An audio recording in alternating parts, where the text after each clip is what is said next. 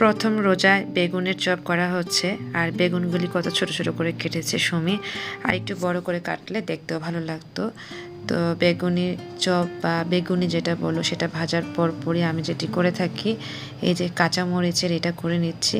তো কাঁচামরিচের যে ডাটা থাকে সেটা নাই, তাছাড়া থাকলে দেখতে সুন্দর লাগে। যাই হোক, আমাদের আজকের ইফতারে ভাজা পোড়া আছে। যেহেতু ফার্স্ট রোজা, তো ভাজা পোড়া থাকবে। ভাজা পোড়া ছাড়া আমাদের রোজা মনে হয় না কমপ্লিট হয়। প্রথমত সবাইকে রমজানুল মোবারক দিয়ে শুরু করছি। এখন আমরা সবাই এসে বসছি আর আজান দিয়ে দিবে, আরও 5 মিনিট বাকি আছে টুকটাক যা আয়োজন করার। যেহেতু আমরাই আছি, তো ওরকম ভারী কিছু করা হয়নি। তো মুড়ি মাখানোটা অবশ্যই থাকতেই হয়। আদনানের হাতের স্পেশাল এই মুড়ি মাখানোটা আমরা সবাই খুব এনজয় করি। আমার আম্মু খুব এনজয় করে খায়। আম্মু সব সময় মুড়ি মাখানোর সময় আদনানের কথা বলে। মুড়ি মাখাতে মাখাতে আজানও দিয়ে দিল। আমরা এখন ইফতার করে নিচ্ছি।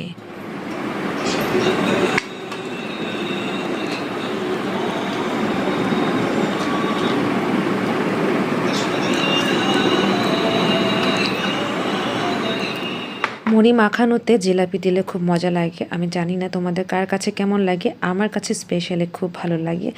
তো মুড়ি মাখানো খাওয়ার পরে আমরা মাগরিবের সালাত আদায় করে নিয়েছি। তারপর সবাই টেবিলে এসেছি, সবার জন্য সার্ভ করে নিচ্ছি এই দই বড়া। প্রথম রোজায় দই বড়া, আর এটা আনা হয়েছে বাবার জন্য। বাবার খুবই ফেভারিট এই দই বড়া।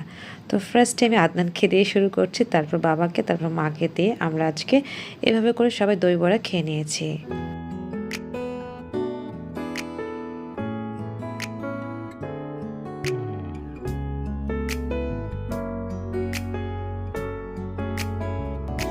그냥 모두 좋았어 널 만나서 모든 게 다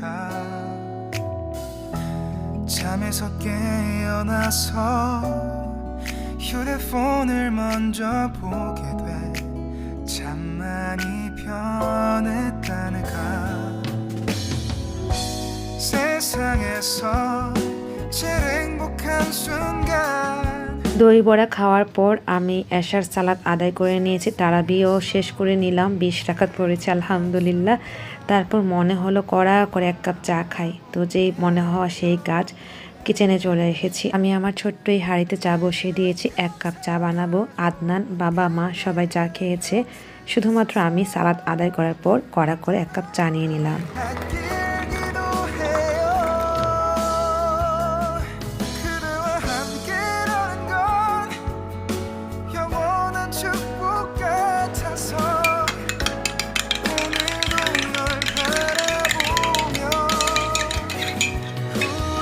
চায়ের সাথে এই কাজটি সবসময় করে থাকি যদি বেঁচে যায়, আর সেটি করে নিয়েছি। চা নিয়ে টেবিল এসেছি, আর যে ভাজা পোড়া খাওয়ার পর থেকে থাকে না, ওখান থেকে কিছুটা খেয়ে নিই। ঝাল ঝাল কিছু খেয়ে চা খেতে কিন্তু খুব ভালো লাগে। আর এইটা আমি বানিয়েছি আজকে, 2টা বানিয়েছিলাম, একটা আদনানের জন্য আর একটা মার জন্য। এটা ধনিয়া পাতার একটা চপ বলে। ধনিয়া পাতা এভাবে ভেজে নেয় ভ্যাসনের মধ্যে, যেটি আমি বাজারে দেখতাম, রেস্টুরেন্টগুলোতে দেখতাম। তো আজকে সেটি করে নিয়েছি। আর আদনান যে বাইরে থেকে পনির কিমা নিয়ে এসেছে, সেটাও চার সাথে একটু মুখে দিয়ে নিয়েছি।